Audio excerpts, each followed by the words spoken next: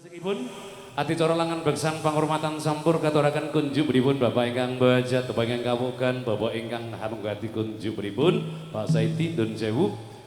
Kadherekaken waranggana sekawan katuraken kunjuk Pak Wopitri. Angka 3 katuraken kunjuk Pak Bayan Yut. Sekawan kunjuk pripun Pak Suro. Ngambaliatur. Angka kalih panghormatan katuraken kunjuk pripun Bapak ingkang Bajat, kunjuk pripun Pak Saidi, kunjuk pangibage Pak Wopitri. Kunjuk pripun Pak Bayan Yut dalam pripun Pak Suro. Nun sewu Pak nggih, lenggah langkung mriki lumampah adicara langan beksan pangayu bagya pahargyan nampi adicara dadi nggih sampur panghormatan langan beksan sigra lampahipun walang kekek dados.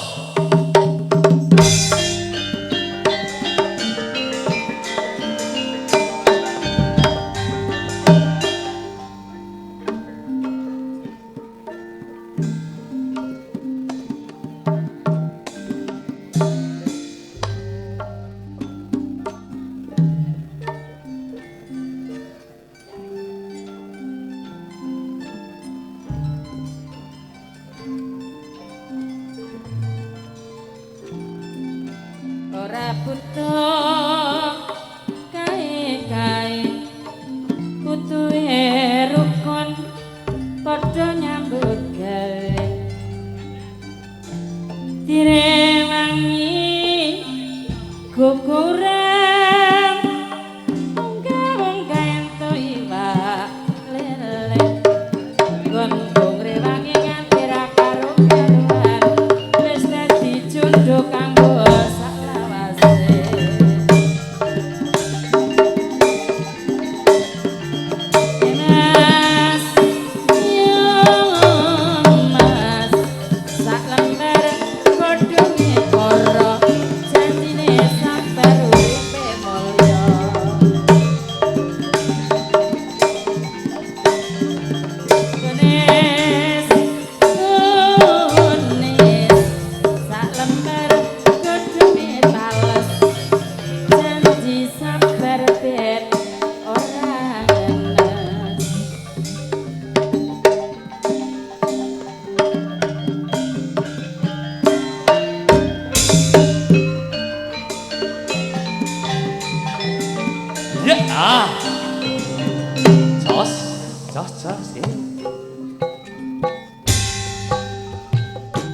Esok awan ning omah wis ora krasan keluyuran anggoleki sing disayang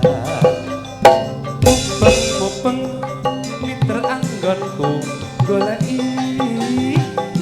ora krasa esok awan nganti bengi maneh-maneh nganti liya karya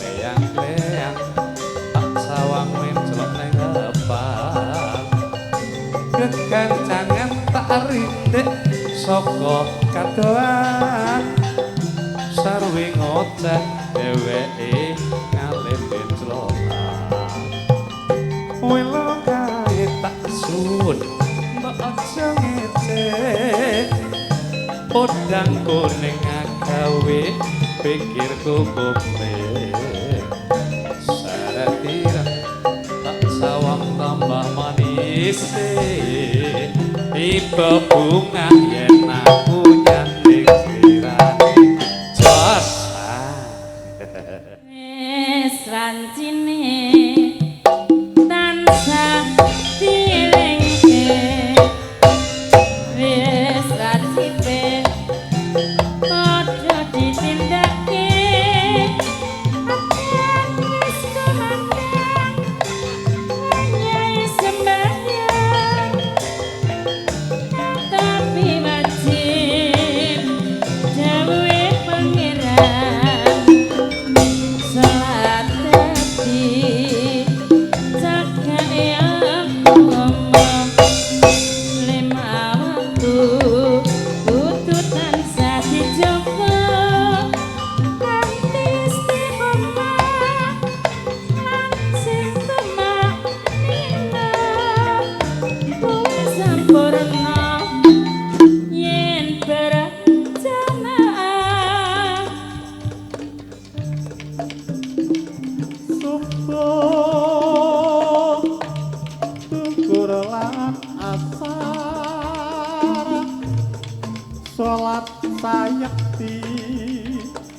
ngadoh tidak mungkar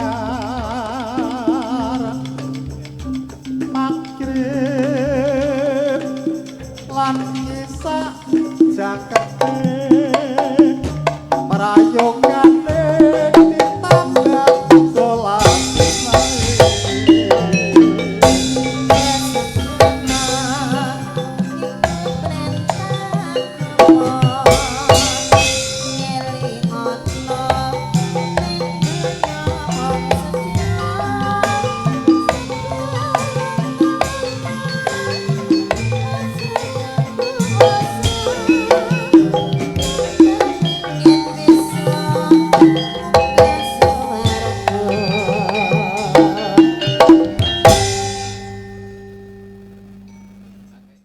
kalamun weruh siramu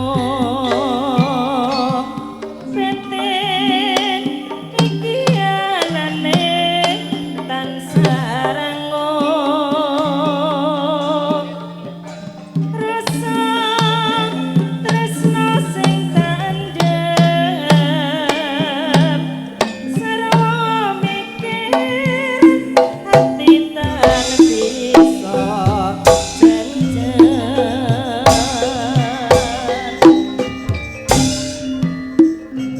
oh ya ora bisa ngontati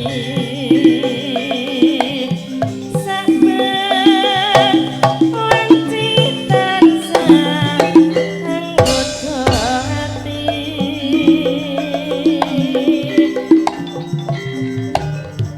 nanging aku wedi loko